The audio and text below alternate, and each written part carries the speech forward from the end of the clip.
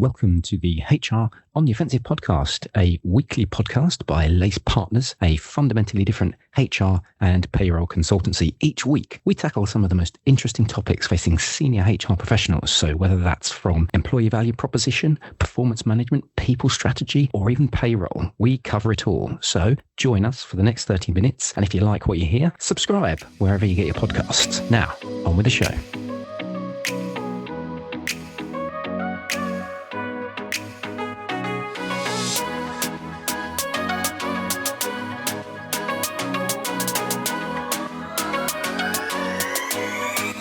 Good morning, good afternoon, and good evening, and welcome to the latest HR on the Offensive podcast. It's me, Chris Howard from Lace Partners.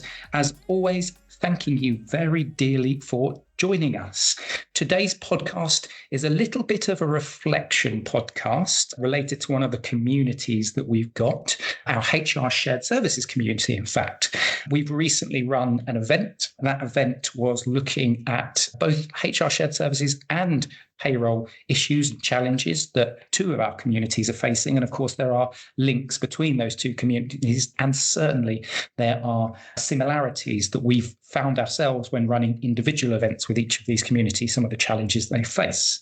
As always, I do enjoy having a co-host, a partner in crime, a person who is very well known. I don't know, actually, you've done podcasts before, right? It's Dawn Goodall. How are you doing, Dawn? You all right?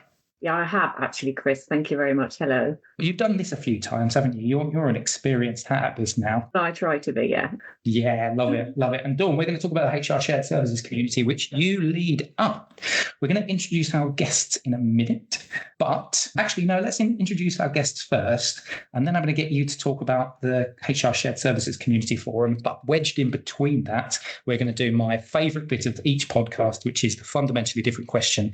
And if you are brand new to listening into the HR on the Offensive podcast, you won't know, but if you are a regular listener, you will. We ask a completely random and non-related HR or payroll question. So we get some very interesting answers to some very interesting questions. But let's introduce our guests first, shall we, Dawn? Yeah, absolutely. Let's go for it. So first up, it is Clare Phillips, who is the Global Head of HR Services at IFS. How are you doing, Clare Phillips?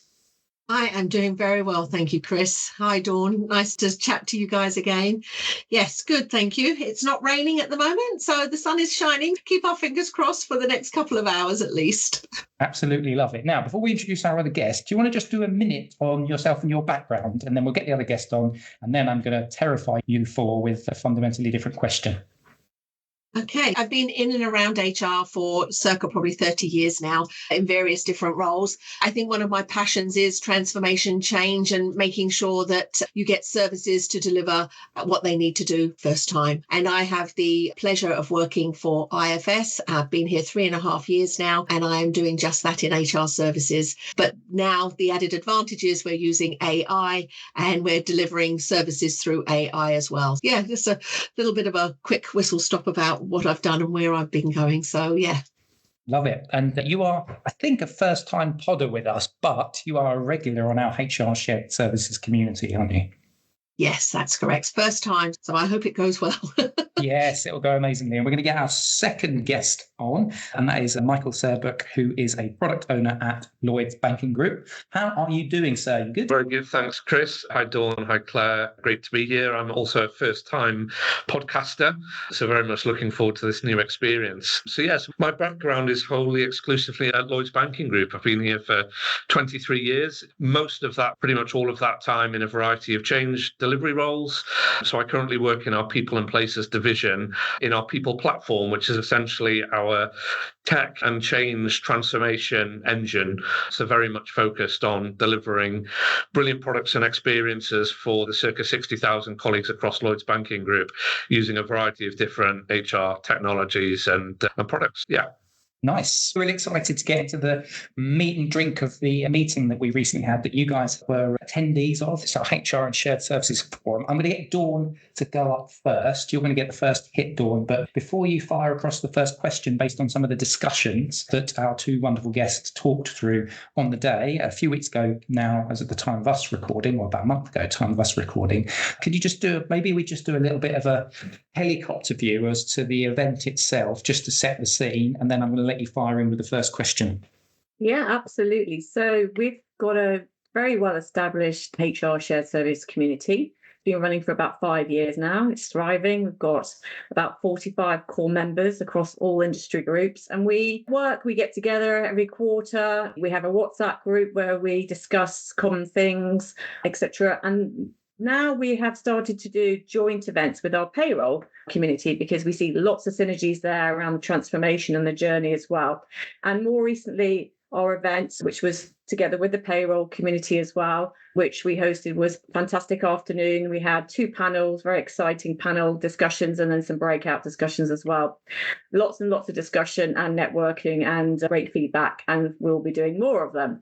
But very much the focus at the moment is around how do you elevate to that next level in shared services? Because we all know quite a lot of people have already got a shared service of some sort, but are they really using it in the right way? Have they got the right operating model? What is the transformation, and where do they want to go to support their business, but also to provide that better employee experience? So lots of discussion around transformation, I would say, in this space at the moment. So based on that, getting into transformation and elevating that, I wanted to go to you, Claire, just to say, thinking about the journey you've been on at IFS, which has been for a couple of years now. I know you'll explain that, but can you just tell us where you started and what has that journey been? And then we can look at some of the challenges that you might have come across along the way as well. Hey, thanks, Dawn. Local HR response. So 6,000 employees globally, 30 different countries, local HR positioned in most of those countries. And we had an offshore centre in Sri Lanka, and a group of HR folks set up there to support as needed HR tasks and initiatives. But everything was done in silos. So the number one task is, how do you create a global shared services that's delivering and supporting and have consistent application across the whole of the globe? Right. So that's all about making sure that you look at the service delivery model. Right. And with the team, we made the dedicated team. We identified which areas were going to support which regions, because we needed to have a follow the sun model that we put in place. And then we worked out how we could take that down into the different tier levels. So we have a 3-tiered service delivery model. Tier 0 takes care of automation and self-service. Tier 1 is HRBP contextual support, and Tier 2 is employee and manager self-service. And this is all supported with the emphasis on scalability globally, and also with automation at the center of everything we do. And now everything is now being revisited with the support of AI and how we can drive that continued improvement in that space. And we've set it up. It's now operational. We are fully across the globe supporting with our HR shared services model. And the feedback's good. The feedback is people have now had it embedded. People are engaging with the teams, they're working with them, and they see the HR shared services team as part of their extended local team. And it's working incredibly well, as I said. So, but always room for further improvement, always. Claire, it couldn't have been that easy, though. Obviously, well done. That's brilliant news. I know that. It's great to hear the success of what you've been doing. But I'm sure there were some rocky moments there. Any kind of tips on that? So what were those challenges? You're absolutely spot on. I make it sound as though it was plain sailing, but it wasn't. I think one of the things that you have to come to terms with is understanding cultural differences, okay? And it's about really getting into the detail. One of the things that I am absolutely passionate about is about bringing people together. So we invested time and effort to come together as a group. That's the shared services team and the local teams, to look at every single process in detail. And when I say detail, Dawn, and you know me, I'm really detailed. We get into it nuts and bolts. We ask questions, we dig in, and it's about getting that documented and laid out and taking that, which is normally a very complicated process, and turning that into a super simplified process that then delivers a much easier opportunity for us to then automate and then take forward. But it's about getting the people on both sides to understand what is an apple and what is an apple, and make sure that apple does actually transition over to be that task that's being done. And that probably, I would say, was probably the biggest amount of heavy lifting, if I'm being honest. But it's worth taking that time, because that pays dividends as you move forward, because as you go into that acceleration phase, it then really goes quickly. It's really interesting. And what I note from a couple of the things you were talking about there, Claire, kind of cultural differences, investing time as a group, simplifying processes. These aren't universal challenges to transformation projects just for HR teams. So I want to bring Michael in on this as well, because Michael, you've recently done a payroll transformation at Lloyds. So can you talk a little bit around maybe some of the things that you saw similarities between the experience that you've had and Claire's, or any differences as well? What was your kind of approach? Just give us a little bit of a flavour of that. So as you say, we have just recently been on a journey to transform our payroll within Lloyds. So that really started out with a sort of a product selection. So part of our broader group strategy within Lloyds, we're looking at how we can optimize and simplify our digital and tech landscape. So that was very much at the heart. But equally, we had a lot of work that we wanted to do around the processes. So we built up a lot of legacy debt across a number of different mergers, acquisitions, integrations within Lloyds Banking Group. So there was a real opportunity for us not only to leverage some of the best technology, but also to really streamline our processes. So a big part of that was looking at what are our as-is processes, where are the pain points in them, where is there potential waste, how can the technology help us streamline those processes. So we really took a fresh look at it, and we were working across a number of different organizations, because we have our payroll admin outsourced, but we also had organizations supporting with the transformation, not least from the vendor, the tech vendor. So we were trying to take a bit of best practice approach and looking at how do we make sure that the operating model we end up with is future ready and gives us the best opportunity to create efficiencies, streamline, but also deliver a fantastic experience for our colleagues, which was just as much at the heart of our transformation as the technology simplification was. Yeah. And just to build on that, because a lot of people think about transformation from a digital sort of lens, and particularly, and Claire had talked about simplifying process, automating processes as well. I guess two questions I've got loaded in there before I'll let Dawn jump in if she's got any questions as well. Number one is similar to Claire's situation. Any kind of war stories that you can tell or advice you can give to people that are listening in? That's the first question. The second question, and actually I might get Dawn to build on this as well if you want to, is this idea around the technology side. Because again, I'm losing track of the amount of times I say the word AI on podcasts, but actually for you guys, maybe we can get both of you guys to talk about this, but bringing it to life a little bit more about what you've started to look at to make your processes a little bit more efficient through things like AI or virtual agents, like how much you've gone into the detail on that. We, as I said, we built up quite a lot of legacy processes and challenges through our various payrolls, and we embarked on a journey to consolidate 6 legacy payrolls into one. We thought that was going to be fairly straightforward, creating a new payroll reference. What we hadn't really appreciated, despite working with HMRC, was some of the unintended consequences of that around when you create a new payroll reference and you consolidate, what that means in terms of the information HMRC get, what they do with that. Their systems are very automated. So despite having a working group with HMRC, when we went live, there were some things happening that HMRC themselves didn't even understand. So there was definitely something about, did we do that at the right time of the year? Should we have done that in April or separately so that there was a clean tax year break? So there was definitely some learning around that. I'd also say forensically understanding how you currently operate. What are the controls you have in your processes? So, you need to make sure whilst you're transforming, you're not removing or getting rid of any really important controls that you've had. So understanding that and doing a bit of a start, stop, continue. Is this control something that I need with the new system, or is it something that we can automate out? So I think we had about 180 optimization ideas that we'd captured during the early phases of the design, and we worked through each one of those, and we looked at Can it be automated fully? Can it be semi-automated? Does it need to stay manual? And we worked through those systematically, and I'm pleased to say a vast number of those, we applied some level of automation. And this kind of flows a little bit into your second question. So there was a separate initiative going on within the bank at the time, looking at deploying a new Gen AI solution for colleague queries. So again, aligned very much with our self-service principles. We introduced a single colleague experience layer using Gen AI technology, which allows colleagues just to go in, type a question, can be anything about HR, and that will serve up the answer using a large language model and a whole load of context in the background.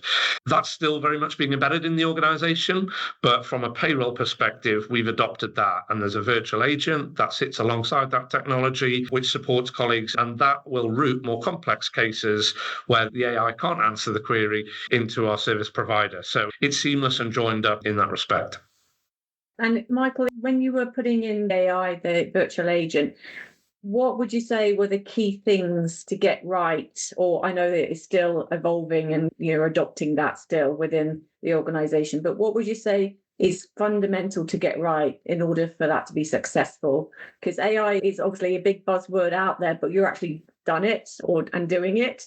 But what do we need to do to get it right in your mind? There's a few things here. So first thing is understanding the types of queries that come through the HR query channel. So we were very clear on which of those queries are we hoping for the AI to respond to and answer, because they might be very simple queries like, when is the next pay date? Something as simple as that. Yeah. So we were very clear on the knowledge articles that we wanted to build to satisfy the vast majority of the query demand. But equally, we were clear on what are the queries we don't want the AI or the agent to try and answer, because they're more complex, they may be more bespoke to an individual, they could be very specific to an individual's tax circumstances. So we were clear on what we didn't want it to try and answer as much as we were clear on what we did want it to answer and support the colleague on. And then having that routing in place was really important. But what we were able to do was provide our service provider with a sort of a back-end view of the conversation that the colleague had been having with the AI. So they had the history before the conversation was routed through to them. So that was really helpful, so that they weren't having to repeat questions or ask the colleague to explain what was it you were trying to ask the agent. So they had preparation before the colleague query came to them, which just gave them a little bit more time to make sure they understood and could respond to the query correctly. So I would say understanding what the queries you get, what do you want the technology to try and resolve for you, and how are you going to deal with those edge cases that are more complex? Exactly. We all know that, of course, if with the first interaction anyone has with an agent, if it's not very good, then they'll stop using it and they won't be adopted. So having the right, like you said, data sources, knowledge base cleaned up, scope, being very clear about what it does and does not do, so it gives that employee experience is vital. And I know, Claire, you had talked previously at one of our events actually about your cleaning up all your data and your knowledge base so that you could actually as well use that, and what goes in comes out. If there's good there, then the good comes out, as it were. But can you explain a little bit about some of the work you've done around that as well, and maybe how you've been able to then use AI to be adopted within IFS as well? Following on from Michael there, you actually said it. You need to make sure that you invest the time to test the tool, right? Because that first experience is going to be whether people are going to use it again. And that was a very big piece of work where we just kept throwing things at it, asking questions, silly questions, different spelling errors, like you name it. I mean, it is all of those things thrown into one. So that's where you have to invest the time. Michael said you really do need to put in the effort to think about it. Once you get that and you start to get the feedback come back, you want a feedback mechanism so you can see how accurate the tool is, right? And one of the areas that we've really focused in on was really looking at what that feedback would look like, how we could then assess that, and how we could then get the tool to learn from the improvements that were needed. So we would go back in, we would then work with the language model, and then we would then give it then further information that it needed. So it continuously evolves. That's the key for me, because you can then take that on further and further to include other areas of HR that you might want it to be utilized in and other aspects. So yeah, it's a lot of It's a lot of work. We've very similar to Michael. We called ours Policy Navigator. We're now thinking about how we change that name and make it a bit more sexy and make it sound a bit more fun for the whole business, and also take it from have a personality, because we're thinking now that the agent is going to be part of our team. So why doesn't it have a personality? So we're doing a bit of a, hey guys, come up with your top 3 names kind of thing. It's about how you then use the analytics to go and help you with those outputs and how they can help you see further insights to take forward. Yeah, I really love this. I'm going to stick with you, Claire, just for a second, but the same question to both of you guys. There's loads of data out there to talk about adoption rates or how much people are actually embracing AI. You hear lots about it in people's day-to-day life, using chatbots on. If you go onto Amazon, for example, you go onto those types of websites. I read an article from May, I think it was, saying that most workers, this was from HR Brew, I think the site is called, most workers, 86% are motivated to use AI to learn new skills at work. So that's an example of one of the sort of stats. But Claire, question to you, and then the same question to you, Michael. What's been the kind of reaction to the AI implementation or implementing it into the work that you do? Has it been overwhelmingly positive? Has there been a few people laggards behind saying, I'm a bit reticent to this, using my personal employee data and stuff, running it through these? What's been the general response from an IFS perspective, and then also then from a Lloyds Banking Group perspective? I think IFS has a slight advantage, right? We are a software organization and we are leading with industrial AI at the front anyway for our whole product anyway. So from that perspective, there's interest, there's appetite, there's enthusiasm to support the AI journey. If you talk about the HR function, I think there's intrepidation. People are concerned. What does that mean? But it's about how you bring that to the table. How do you help everybody understand, hey, listen, there are tools here that can really help us on our day-to-day work. We can transform certain areas. We can make things easier. We can make things more simple. And it's about being able to do a lot of show and tell. And sometimes the employees are completely wowed by what they see. And it's, that's fantastic. But then other times it's, let us get in. How can we help? What can we do? How do we take it forward? And so we've developed an AI think tank in HR where we are getting team members from across the whole of HR to come and join us. So any new initiatives that we have, we're sharing it with them and saying, this is the initiative. This is what we're thinking. How do we bring it to life? We need help. Can you support us? And people will test. People will come up with better ideas. And a lot of the further thinking and development comes from within the team. So when we then work with our programmers and developers, we've already more or less got concepts, proof of concept. We've got it right through. We've built our own prototype. So when we're showcasing stuff, people are really embracing it very quickly. And then things can come into actually being released and ready to go and hit the ground and help the whole of the business as we deploy the new technology. So I'd say that people are keen, they're excited. We've been making it very open and transparent, constantly talking to them, reminding them, enlightening them, taking them on the journey. That communication piece is so critical. And we really have been investing time and effort into communicating effectively. Yeah, and Michael, just from your perspective, I'd imagine probably a lot of what Claire was saying there is ringing true. I really loved what she was saying there about that transparency piece, bring people on the journey with you. So what's your kind of experience of that take up and the reception it's got? Yeah, so there's definitely some similarities. Firstly, I would just say we don't have any sort of individual colleague data within any of our large language models. So it's very much a knowledge repository, but pulling that knowledge back in a very sophisticated way to present a concise response to a given question.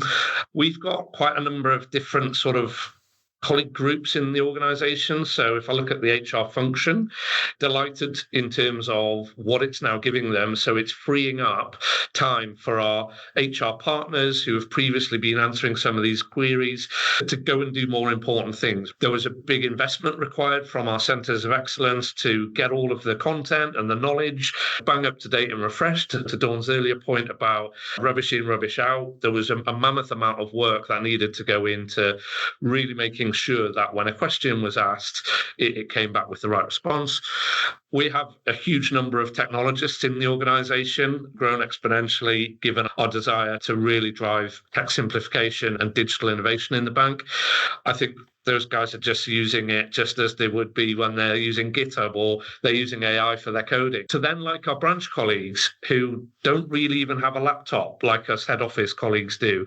So they might have one iPad that they share within the branch that they use to access company portals and this solution. So we are just doing some research and analysis at the moment because we found that population haven't been engaging as well, and they've been going down more traditional routes for servicing their queries. As I said, we're still learning and it's still quite early days. So we're diving into some of those areas to understand barriers to adoption. How can we continue to engage, promote, help people understand? So yeah, different based on different colleague groups within the organisation. And I think what's really exciting about all of this in terms of adoption, AI, and getting people involved, is especially Claire, that you were saying the whole of HR was involved.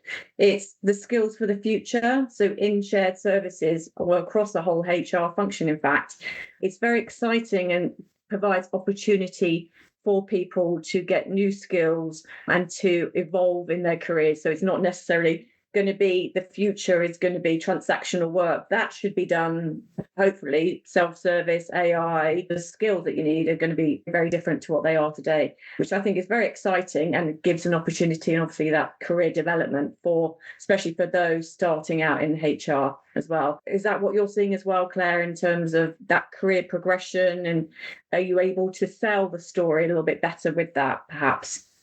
Building future-ready capabilities for me, Dawn, is where we're looking at, right? Yeah. We're focused on developing our people, equipping the HR shared services team with digital, analytical and agile capabilities to help them thrive in this evolving landscape, right? It is changing, as you quite rightly said. We're also creating career pathways within the HRSSC teams itself. So it's seen not just as a stepping stone for them, but it's a destination on who and how they want to grow within our organisation, whether that be operations, whether that be tech, or whether that be part of transformation. So that's just within the shared services landscape, right? And then there's other areas within HR that people can explore as well, and or part of the wider business. So yeah, developing our people and giving them the opportunity to have the tools and the resources to explore, and encouraging them to think 2 steps ahead. That's something else that we are very much focused on in HR, and we really do encourage that, because it's that 2 steps ahead mindset that really does open up those opportunities for people to start to explore. And you can explore in a safe space when you're being encouraged to do it. Yeah, brilliant. We are almost out of time, so I'm going to give you that final sort of word, Michael, if that's all right. Just to talk about your sort of experience, like build on what Claire's been talking about around creating those career pathways. Have you seen a similar sort of output from a Lloyds perspective? We know that people have access to a lot of this technology outside of their working lives. So it's already really embedded in what people are starting to engage with and interact with and use just on their smartphones. So we're already adopting it. We're already building the skills, whether you're using ChatGPT or other solutions, and it's not a product placement. People are already engaging with it. So we're just really catching up, I think, within HR and in the organization. I think there's a lot of work we're trying to do around publicizing the skills that people will need in the future. So if I look at prompt engineering, for example, that's going to be really critical for everyone to get the most out of AI. There's a lot of training we're putting in. There's a lot of digital offerings that we've got out there in the organization to help colleagues understand, how do I get the most out of the tooling? What skills do I need to develop? And it's really interesting because it is almost having to learn a new language, a new way of asking or framing a question to get the best possible response. It needs to be very structured. We're offering a lot of different career pathways and learning opportunities for people to develop and grow their skills. I'm definitely encouraging it as we're seeing more and more of this technology proliferate out in our normal lives. Yeah, definitely. I definitely think that prompt engineering thing is something that I don't think enough people are recognizing the value of being able to ask the right questions or frame in the right way to get the outputs that you actually want. We are unfortunately right out of time for today, which is a real shame because I feel like we probably could have unpicked quite a lot more today. But Michael, thank you very much for joining me. Yeah. Claire, pleasure as always. Good to have you on. Thank you so much indeed, guys. Appreciate it.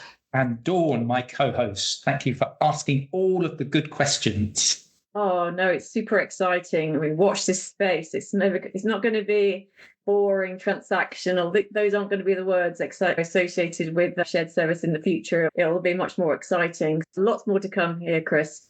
Yes, absolutely. And of course, if you work in shared services or if you work in payroll, we have two communities that regularly meet up. We meet up for roundtable breakfasts, lunches. We do a combined group twice a year as well, just to share common themes and discussions. And having been part of a lot of the discussions with the shared services group over the last 4 years or so that we've been running it, it's really interesting to see how that conversation has evolved over time, like the branding of the shared services function, for example, and the potential future in terms of skills and new technologies that are coming in. Thank you very much, everyone, all of my guests, for joining me today. Thank you very much for listening as well. If you want to reach out to any of people, Michael, where can people find you on LinkedIn? They can just find me on LinkedIn, Michael Serbrock. Yeah, just Michael Serbrock, and then Lloyds Banking Group, and I take it it's just Clare Phillips, IFS? Yep, you got it. Brilliant. And everyone knows where Dawn is, but you can also find Dawn on the website as well, Lace website. If you want to find both of us, lacepartners.com, you can go to the team section. Subscribe to this podcast if you enjoyed what you were listening to, apart from myself, from Dawn, from Michael, and from Claire. Thank you very much for listening, and we will catch you next time on the HR on the Offensive podcast. Bye-bye.